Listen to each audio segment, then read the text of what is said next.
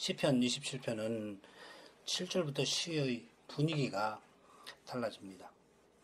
시의 처음에 시인은 여호와가 나의 빛, 나의 구원, 내 생명의 보장이시라 고백하면서 내가 누구를 두려워하리요, 무서워하리요 하였습니다. 그처럼 군대가 진을 치고서 전쟁을 일으킬지라도 시인은 자기 마음이 두렵지 않다, 오히려 안연할 것이라 고백합니다. 둘째 부분에서도 시인은 평생 하나님의 집에 거하기를 바라면서 예배를 드려 하나님께 더욱 가까이 가려는 심령을 밝혔고, 환난 날에 주님이 그 초막, 장막에 비밀이 숨겨 보호해 주실 것이라 확신합니다. 자, 그런데 7절에 와서 시인은 소리로 부르짖고 주의 긍휼을 바라며 하나님이 자기 기도를, 간구를 꼭 들어주시라고 간절히 구합니다. 주의 구원과 보호를 확신하면서 두려워하지 아니하던 시인의 모습이 언론 봐서는 간절히 기도하며 주의 긍휼을 구하는 시인의 태도와 잘 어울리지 않습니다. 그래서 본래 두 개의 다른 시가 있었는데 하나로 합쳐졌다 하는 설명이 있습니다. 이 설명이 맞는지 확인할 길이 없습니다만은, 그러나 이런 데서 다시금 확인되는 사실은 확신이 연약한 인생에게 나오지 아니하고 하나님의 선물이라 하는 점입니다. 하나님의 은혜로 주님의 구원을 확신하는 신자가 자기가 얼마나 연약한지를 철저히 깨닫는 것입니다. 믿음이 은혜에 속하는 줄을 잘 아니까 자기 연약한 것을 감추려 하지 않습니다. 자기가 얼마든지 실수할 수 있음을 고백합니다. 그런 까닭에 늘 겸손히 주의 이름을 부르며 그분의 긍휼을 간절히 구하는 겁니다. 겸손히 기도하는 사람이 굳은 확신에 이릅니다. 믿음의 견고함은 천년 바위보다 견고하신 주님을 의지함에 있습니다. 참된 확신은 인간의 강철 의지를 드러내는 것이 아니라 강철보다 더 강하신 주님이 붙드시는 것입니다. 주님의 손을 겸손히 붙드는 만큼 믿음이 견고해집니다. 넷째 부분은, 오늘 읽은 넷째 부분, 둘째 부분과 비슷한 이미지로 되어 있습니다만 분위기는 사뭇 다릅니다. 하나님의 얼굴을 찾음, 이것이 주의 집을 사모함과 그 내용에서 사실상 같습니다. 하나님의 얼굴을 찾는 시인은 하나님의 얼굴을 숨기심, 곧 하나님의 버리심을 두려워합니다. 다섯째 부분도 넷째 부분과 비슷합니다. 시인이 내 생명을 내 대적의 뜻에 맡기지 마소서 할 만큼 큰 두려움에 휩싸여 있습니다. 시인의 형편은 살아서나 사실상 죽은 것과 다른 바가 없습니다. 이는 여호와는 내 생명의 보장이시니 내가 누구를 두려워하리요 하던 시인의 모습과는 다릅니다. 드러난 모습은 다릅니다마는 시인의 믿음은 변함없습니다. 자기 생명을 원수들이 제 마음대로 처분하려 합니다마는 산자의 땅에서 여호와의 은혜를 바라봅니다. 더 나아가 시인은 너는 여호와를 바랄지어다 하고서 교훈합니다. 굳은 확신 위에 서서 다른 사람들로 주님을 바라보라고 권합니다. 시인의 믿음은 자기 현실에 매이지 않고 우리의 현실, 언약 백성의 현실을 대면합니다. 자, 지난 시간에 이어서 이제 넷째 부분 나아가죠. 8절부터 10절, 너희는 내 얼굴을 찾으라 하실 때에 내 마음이 주께 말하되 여호와여 내가 주의 얼굴을 찾으리이다 하였나이다. 주의 얼굴을 내게서 숨기지 마시고 주의 종을 노하여 버리지 마소서. 주는 나의 도움 되셨나이다. 나의 구원의 하나님이시여 나를 버리지 말고 떠나지 마옵소서. 내 부모는 나를 버렸으나 여호와는 나를 영접하시리이다. 이 단락은 한가운데 9절에 시인의 간절한 기도가 길게 있고 앞뒤로 시인의 고백과 확신이 나옵니다. 시인은 내 얼굴을 찾으라 하시는 주님의 말씀에 순종하였습니다. 순종하는 시인의 현실은 주님의 약속과 어긋나는 듯이 전개됩니다. 내 얼굴을 찾으라 하신 주님이 그 얼굴을 시인에게서 숨기려 하십니다. 그런 현실에서 시인은 기도할 뿐입니다. 기도하는 시인은 주님이 자기의 도움이셨던 사실, 자기의 구원의 하나님이신 것을 의지합니다. 바로 여기에 주님이 우리 처지를 다 아시면서도 우리들어 기도하라 하시는 이유가 있습니다. 기도는 하나님께 나아감입니다. 하나님을 구하는 것입니다. 시인의 현실은 주님의 말씀과 어긋나는 듯이 전개됩니다마는 그런 현실에서 주님이 기도하는 시인을 주님에게로 이끌어 주시니까 시인이 마침내 굳은 확신에 이르는 겁니다. 부모에게 버림받은 시인이 주님의 영접하심을 확신합니다. 8절은 주님께 말씀드렸습니다. 내 마음이 이렇게 시작됩니다. 7절의 간절한 기도와 붙여서 읽으면은 시인은 자기가 군대처럼 공격하는 원수에게서 건짐받고자 하는 그 심정이 무언가를 분명히 밝히고 있습니다. 8절은 사실상 둘째 단락의 요약인데 4절부터 6절까지 요약인데 시인은 내 생전에 여호와의 집에 거하기를 간절히 바랐습니다. 여호와의 집에 거하려 한다는 것은 여호와의 얼굴을 찾는 것입니다. 하나님의 얼굴은 계신 혹은 임재하신 하나님입니다. 하나님의 영광은 아무도 가까이 하지 못하는 빛 가운데 계시는 하나님의 나타나심입니다. 하나님이 친히 낮아지셔서 언약을 믿으신 까닭에 언약 백성이 지극히 높으신 하나님에게 나아갑니다. 하나님의 나아감이 인생이 지음받은 목적입니다. 하나님의 집은 하나님이 인생을 만나주시는 곳입니다. 성서는 그리스도를 상징하고 그리스도와 연합된 우리를 가리킵니다. 하나님이 그리스도를 통해서 우리와 함께 하심입니다. 하나님의 얼굴을 구하는 것은 우리와 함께 하시는 하나님에게 나아가고 하나님과 함께 하려 함입니다. 가령 대적들이 전쟁을 일으켜 성전이 무너지게 되면 그래서 아울러 백성들이 포로로 잡혀가면 하나님과 함께하는 거룩한 사귐이 무너질 겁니다. 그런 절박한 심정에서 시인은 이런 소원을 주님께 내 마음이 말씀드렸습니다 하고 구한 것입니다. 그런 까닭에 너희는 내 얼굴을 찾으라고 명령하실 때에 시인은 여호와여 주의 얼굴을 내가 찾으리이다 하였습니다. 사실 이 표현이 좀 흥미롭습니다. 뭐뭐 하실 때에 찾으라고 명령하실 때에 라는 표현이 없고 그냥 너희는 내 얼굴을 찾으라 하고 이어서 주의 얼굴을 여호와여 내가 찾으리이다 이렇게 되어 있습니다. 이런 표현을 통해서 시인은 주의 명령에 즉각 대답했던 것을 보여주려 하는 것 같습니다. 아울러 너희를 향하여 주님이 명령하셨는데 시인이 제가 하고 대답하였습니다. 마치 다른 모든 사람은 잠잠한 가운데 시인 홀로 주님의 명령을 받드는 것 같기도 합니다마는 시인이 너희라고 하는 언약 백성을 대표해서 대답하는 것 같기도 합니다. 아무튼 주님을 향한 시인의 간절한 심정이 묻어나는데 그 간절함은 9절에 기록된 그의 절절한 간구들과 붙어 있습니다. 여기 4개의 간구가 나오는데 두 간구 다음에 곧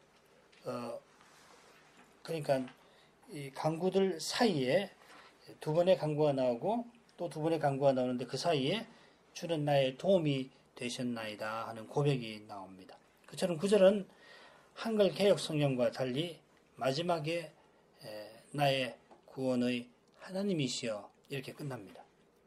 이런 표현법을 통해서 시인이 하나님을 향하여 얼마나 간절한지 짐작할 수 있습니다. 하나님이 너희는 내 얼굴을 구하라 하셔서 시인은 그 얼굴을 구할 심정을 확신 있게 밝혔는데 이제는 주의 얼굴을 내게서 숨기지 마소서 간구합니다. 주님이 명하신 대로 순종하려 합니다마는 정작 시인의 현실은 그 말씀과 어긋나 보입니다. 하나님을 가까이 하려는 시인을 하나님이 외면하시는 것도 시인에게 힘듭니다마는 내 얼굴을 찾으라 하시는 그 명령을 생각하니 더욱 힘듭니다. 믿음은 반드시 이런 시련의 도가니를 지납니다. 오직 주님만 의지하게 하시려고, 의지하는 그 힘도 주님이 주신다는 것을 깨닫게 하시려고 주님은 시련의 도가니에서 믿음의 모든 것을 녹여 없애십니다.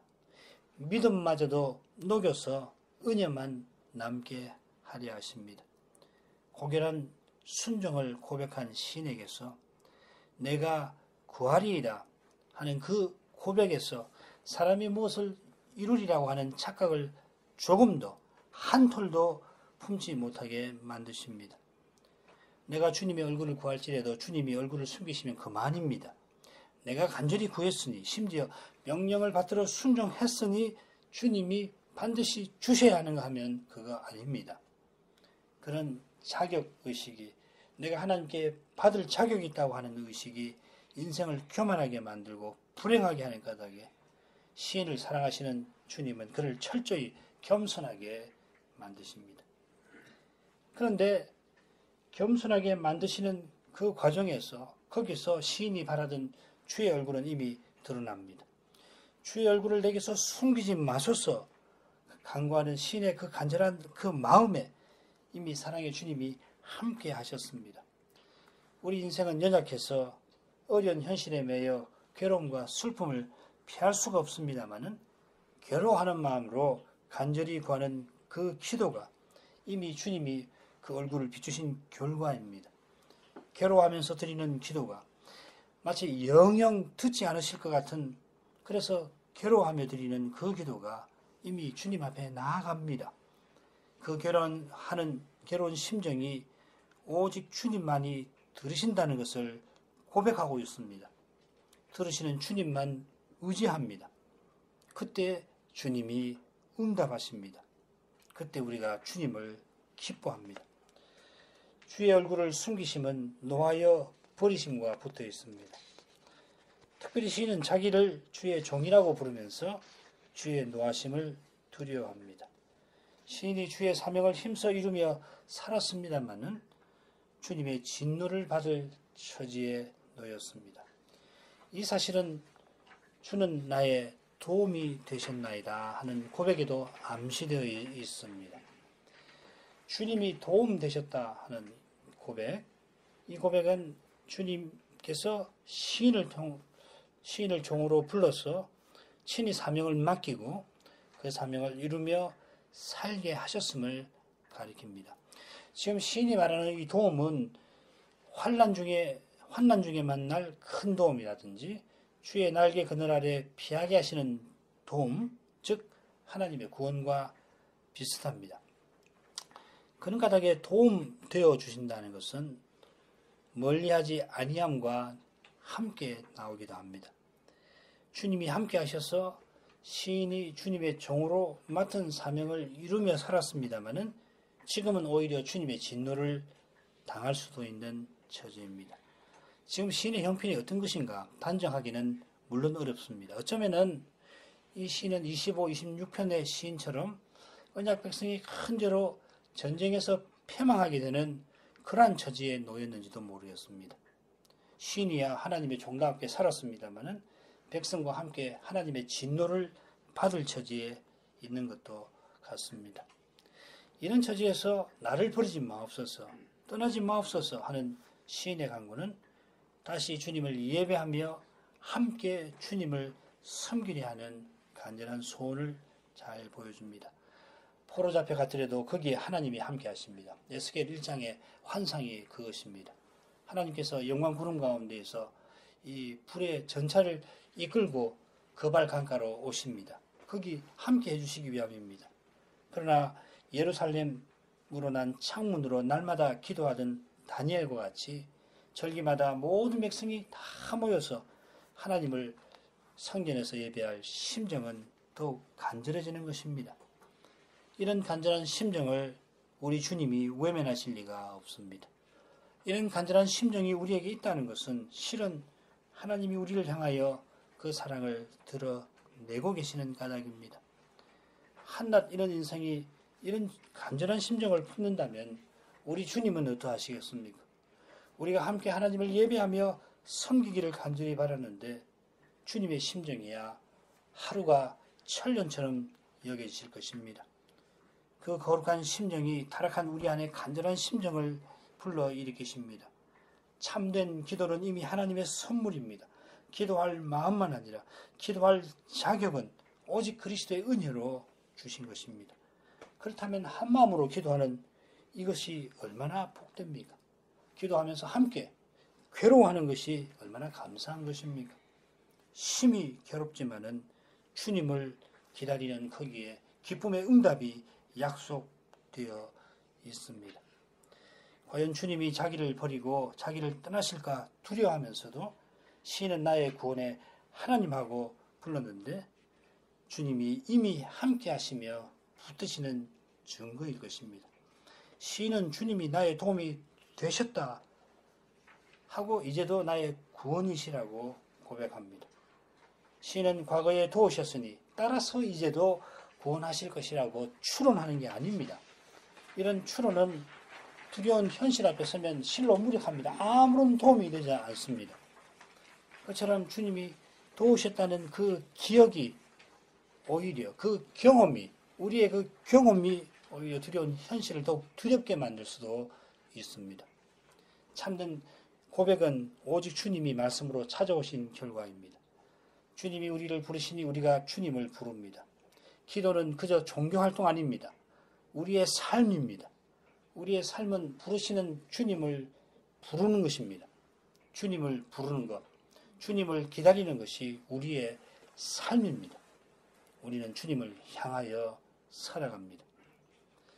시인이 부모의 버림을 언급한 것이 느닷없습니다만은 아마도 시인이 세상에서 가장 외로운 처짐을 가리키는 듯 같습니다.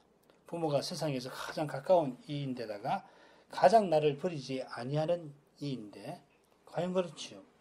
그런 부모도 이 세상을 떠나시면은 어쩔 수 없이 나를 버립니다. 아마 그런 뜻 같아요. 사랑하려 해도 유약한 인생은 사랑하지 못합니다. 그러나 여호와는 사랑할 수 없는 인생을 사랑하십니다. 주님에게 버림받아 마땅한 인생을 주님은 영접해 주십니다. 우리의 현실이 절망 중에 절망이라도 여전히 위로부터 소망의 빛이 비칩니다. 그 빛이 더욱 환히 비칩니다. 절망의 밤이 깊을수록 소망의 별빛이 반짝입니다. 환한 아침이 기다립니다. 밝은 대낮이 찾아옵니다. 이 두려운 현실 가운데서 주님의 영접을 확신하며 시인은 두려운 원수들을 이제 대면합니다. 마지막 단락 줄거리 보시죠. 11, 12절 시인의 간구가 나옵니다. 여호와의 인도와 구원을 간구하는 내용이고 13절은 시인의 고백입니다. 만일 내가 믿지 아니하였더라면. 그리고 14절은 시인의 권고, 교훈, 너는 여호와를 바라라. 이 단락은 시인이 여호와의 구원을 간절히 바라는 기도로 시작해서 시인이 다른 이에게 여호와를 바라라고 권하는 명하는 교훈으로 끝납니다.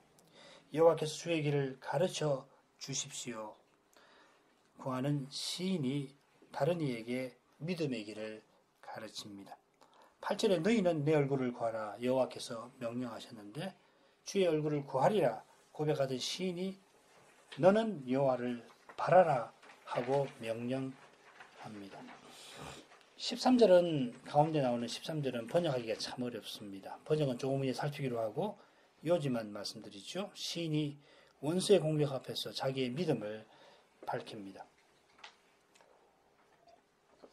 이 단락에 시인의 원수들이 다양하게 표현되어 있습니다. 원수, 대적, 위증자, 악을 토하는 자. 특별히 12절에서 시인의 원수가 거짓과 폭력의 사람으로 그려져 있습니다. 11절에 나오는 원수라는 표현에도 비슷한 이미지가 담겨 있습니다.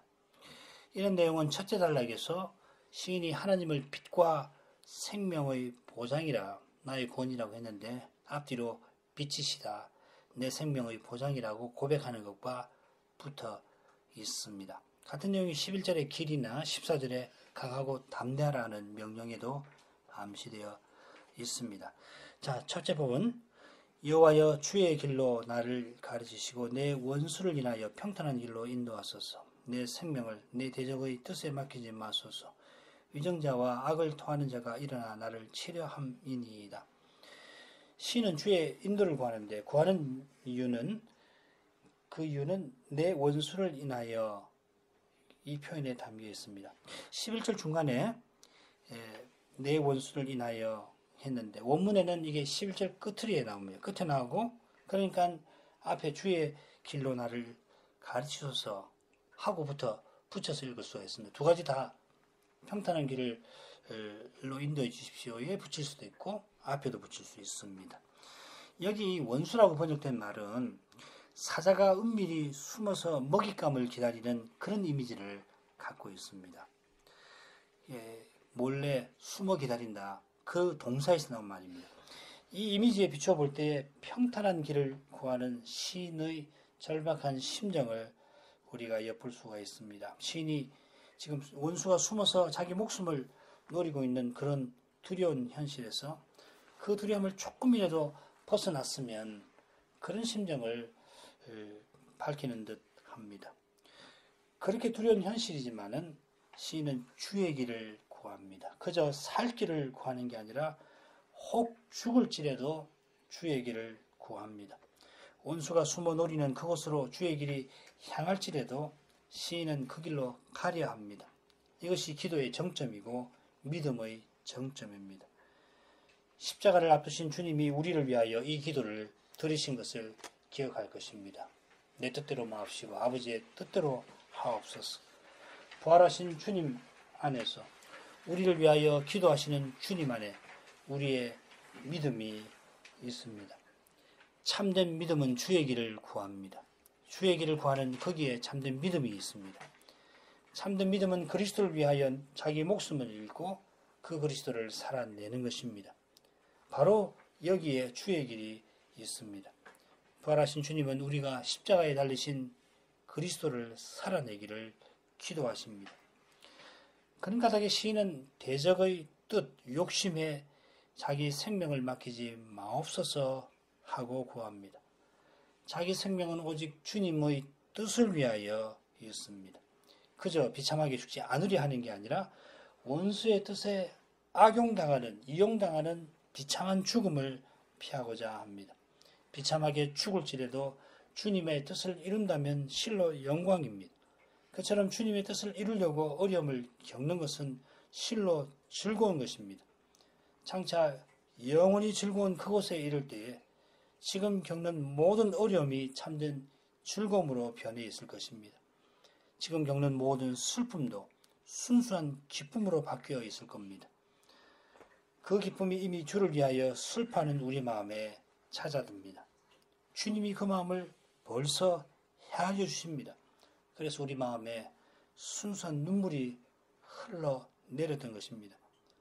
시인이 대적의 욕심을 말했는데 이어서 대적의 정체를 둘로 드러냅니다. 위정자, 악을 토하는 자. 위정자는 거짓 증인이라는 말입니다. 거짓 증거가 제9계명을 에서 금하는 죄입니다.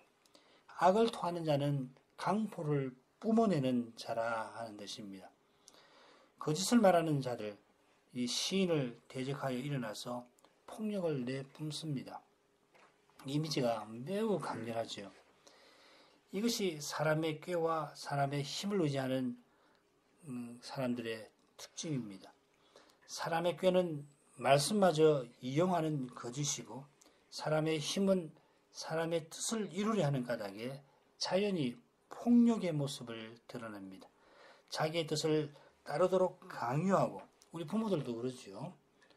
주님의 뜻이라 하고서 자녀들을 따르라고 할 때에 강요하게 되면 결국은 폭력입니다. 거부하면 협박하고 저항하면 제거하려 합니다. 시인의 대적은 주의 길을 구하는 시인을 사람의 꾀와 힘으로 무너뜨리려 합니다. 주의 길을 구하는 까닭에 미워하고 대적합니다. 증오는 사람의 꾀와 힘을 자랑하는 증거입니다. 주의 길을 구하는 사람은 기꺼이 사람의 꾀에 속고 그 힘에 당하려 합니다. 주의 길을 걷는 사람은 핍박과 박해를 당하지 자기와 다른 길을 걷는다고 해서 핍박하거나 박해하지 않습니다. 이것이 이 네덜란드 신앙고백서에 나오는 참교회와 거짓교회를 나누는 기준이기도 합니다. 거짓교회는 항상 참교회를 핍박한다. 거기 그렇게 되어 있습니다. 주를 믿는 일이 하나님의 은혜에 속하는 줄 아는 사람은 상대가 믿지 아니한다고 해서 미워하거나 박해하지 아니합니다. 그건 사람의 힘으로 할 수 있는 게 아니거든요. 주님의 사랑을 맛본 사람은 자기 원수라도 저주하지 아니하고 오히려 축복합니다. 주님의 길을 걷는 사람은 겸손히 하나님의 지혜와 능력이신 그리스도를 의지합니다. 날마다 자기의 죄를 회개하며 주님의 은혜를 구합니다. 시인은 주님의 구원을 간구한 다음에 자기 믿음에 관해서 고백합니다. 13절 내가 산자의 땅에 있으며 여호와의 은혜 볼 것을 믿었도다. 번역을 제가 조금 고치겠습니다. 내가 산자들의 땅에서 여호와의 선하심을 볼 것을 믿지 아니하였더라면. 원문을 보면은 첫째 낱말, 그 룰레라는 말인데 그 낱말이 있으면은 위에 3개, 아래 점이 3개 이렇게 찍혀 있습니다. 그 말은 뭐냐면 그 의미가 불확실하다 하는 표시입니다. 이런 사실 때문에 첫째 낱말을 무시해버리고 둘째 낱말부터 해서 내가 믿었다 이렇게 고쳐서 번역합니다. 그 처음 낱말, 룰레라는 말이 뭐냐면은 if not, 영어로 하면 if not입니다. 만약 뭐뭐 아니라면. 첫 단어를 빼서 번역하든지 살려 번역하든지 여기서 시인이 전하려고 하는 뜻은 크게는 다르지 않을 겁니다만은 다만 그 뜻을 전달하는 그 의중, 심중은 잘못하면 놓치겠죠. 산자들의 땅에서 여호와의 선하심을 본다 하는 표현은 사전에 나오는 내 생전에 여호와의 집에 거하는 것과 붙어 있습니다. 이 산자들의 땅이라는 말은 뭐냐면 죽어서 죽은 사람들이 가는 곳, 음부와 대조되는 곳인데 그 말은 뭐냐면 시인이 지금 살아있을 동안을 가리킵니다. 시인은 평생 여호와의 집에 가기를 청하고 구했는데 바랐는데 그처럼 자기가 살아서 여호와의 선하심을 보고자 했습니다. 지금 시인이 원수들의 욕심에 비참하게 죽을 수 있는 처지라는 것을 기억해 보십시오. 그런 처지에서 만일 시인이 주의 구원을 믿지 못하였더라면 죽음의 두려움에 완전히 사로잡혀서 아직 목숨이 붙어있긴 하지만은 실은 이미 죽은 목숨, 아니 죽은 것보다 못한 처지였을 겁니다. 죽을지라도 끝까지 주의 길을 걷고자 하는 마음이 다 사라져버린 가장 비참한 그런 상태에 홀로 내버려져 있었을 겁니다. 이보다 비참한 상태가 없습니다. 그러나 믿음을 허무는 것 같은 현실에서도 시인이 믿음을 잃지 아니하였습니다. 잃지 아니할 뿐만 아니라 오히려 담대한 믿음을 가지고 다른 사람에게 담대하라고 권합니다. 주님이 시인의 믿음을 붙들어 주셨습니다. 참된 믿음은 믿을 수 없는 사람이 믿을 수 없는 현실에서 믿을 수 없는 것을 믿는 것입니다. 내 믿음이 내게서 나오지 아니하고 선물로 내게 주어집니다. 참된 믿음은 믿지 않을 수 없는 것, 믿지 않을 수 없게 하시는 것입니다. 그러니까 참된 믿음은 시련의 도가니를 거쳐야 합니다. 의심의 골짜기를 통과해야 합니다. 심지어 불신의 사막을 지나야 합니다. 불신이 죄인인 우리에게서 우리 마음에 일어나는 것이 이상한 일 아니고 의심이 고난의 현실에서 생기는 것은 당연한 것입니다. 그럼에도 주님이 믿게 하십니다. 그런 과정을 통해서 믿지 않을 수 없게 만드십니다. 시인이 믿음을 잃을 뻔한 현실에서 믿음을 잃지 아니할 뿐만 아니라 오히려 견고히 서서 믿음을 권합니다. 너는 여호와를 바랄지어다.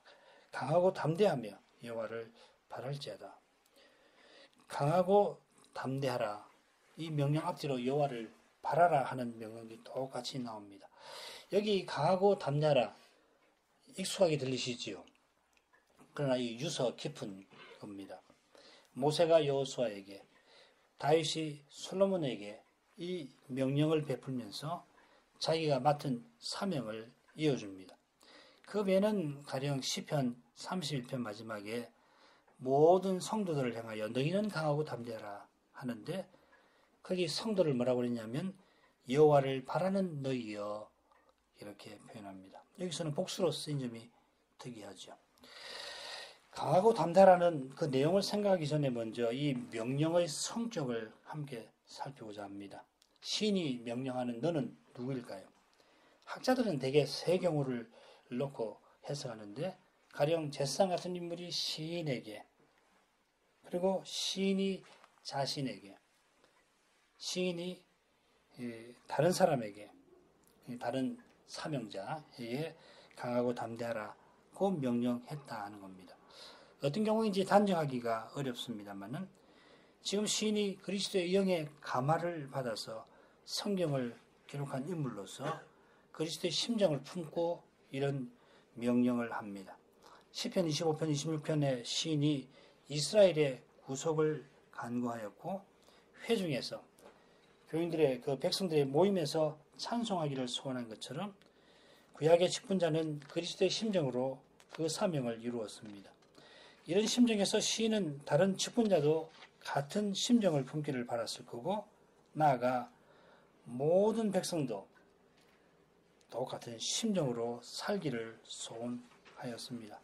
시인이 염두에 두었던 너가 정확하게 누구든지 누구든지 간에 상관없이 14절에 담긴 시인의 심정은 그리스도의 심정입니다. 이 심정이 시편을 해석하는 열쇠입니다. 시편을 깨달은 증거입니다. 이것이 그리스도가 이 시편의 교훈을 이루시는 길입니다. 시편을 배울수록 이 심정이, 그리스도의 심정이 자꾸 일어나야 합니다. 이 그리스도는 우리를 위하시는 분이십니다. 우리를 위하시는 그리스도는 우리가 서로를 위하여 있게 하십니다. 그리스도께서 위하여 목숨 버리신 형제를 위하여 기꺼이 목숨 버리려는 그런 심정을 주십니다. 이 심정은 오직 내 안에 그리스도가 사시는 거기서 나옵니다. 참된 믿음은 주를 믿는 형제를 사랑합니다. 높입니다. 인용합니다. 이제까지 다니엘서의 내 환상, 김홍주 목사님의 석사 논문의 일부입니다. 내 환상에 대한 세대주의자들의 견해를 제시하였는데 그것들을 이제부터 검토해 보려고 한다. 이 일을 함에 있어서 필자는 세대주의 학자들과 그들 중에 신실한 그리스도인들에 대하여 혹평만을 늘어놓으려는 의도가 없다.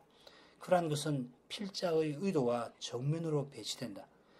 필자는 이 환상들이 전하는 진리를 다시금 탐구하고, 또한 가능하면 그 진리를 좀 더 선명하게 제시하여서 이 연구가 세대주의를 견제하는 사람들이나 그렇지 않은 사람들 모두에게 도움이 되기를 소망한다. 더 나아가 필자는 하나님의 말씀을 세대주의적으로 해석하는 많은 이들에 대하여 그들의 신실함과 경건함에, 또한 주 예수 그리스도와 하나님 말씀에 대한 그들의 사랑에 경의를 표하는 바이다. 이런 그리스도의 심정으로만 거룩한 교회답게 서고 교회의 거룩한 사명을 이룰 수 있습니다. 여기에 말씀을 깨닫는 실질이 있습니다. 이 심정은 함께 해주시는 주님 안에서 강하고 담대합니다. 강하고 담대하라 하는 명령은 여호와께서 함께 하신다는 약속과 붙어 나옵니다. 주님이 함께 하셔서 강하고 담대하게 만드시는데, 주님이 함께 하셔서 주의 율법을 지키는 사람, 그 사람은 그리스도처럼 형제를 사랑합니다. 형제를 위하여 목숨 버리려는 이 사랑만큼 강한 게 없고, 이 사랑은 죽음도 두려워하지 아니합니다. 그처럼 주님이 함께 하셔서 거룩한 사랑으로 행할수록 주님을 바랍니다. 이 바란다는 낱말은 기다린다 하는 뜻입니다. 지금은 거룩한 사랑으로 행하는 교회와 신자가 사람의 꾀와 힘을 자랑하는 현실에서 고난당합니다마는, 이미 함께 하시는 주님이 거룩한 사랑이 충만한 저 하늘나라를 가져오실 것이라 기다립니다. 지금 그리스도로 행하는 교회와 신자는 틀림없이 주님이 다시 오실 그날을 기다립니다.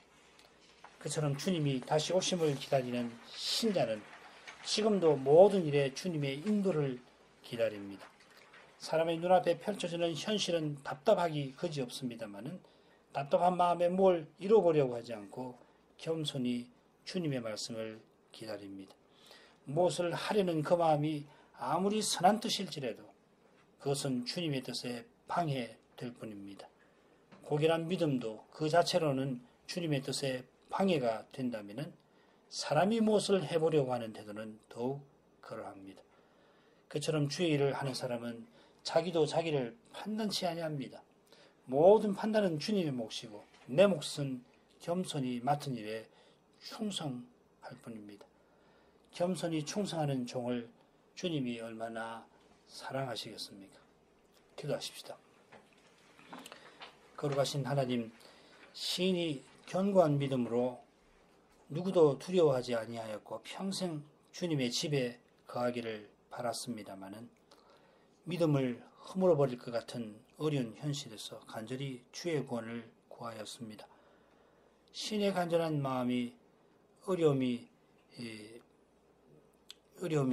두려움에 사로잡히고 슬픔과 괴로움이 그 심정을 채웁니다마는 시인의 절절한 기도는 이미 주님이 그와 함께 하신 결과입니다.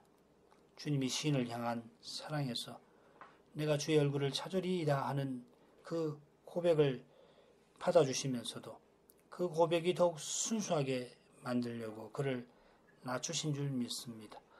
그를 겸손하게 하시면 더욱 그와 함께 하려 하심입니다. 그와 함께 하셔서 그의 사명을 다 이루어 주려 하심입니다. 우리의 연약함을 잘 아시는, 연약한 저희를 사랑하시는 주님에게 저희 모든 것을 의탁하게 하옵소서. 예수님의 이름으로 기도합니다. 아멘.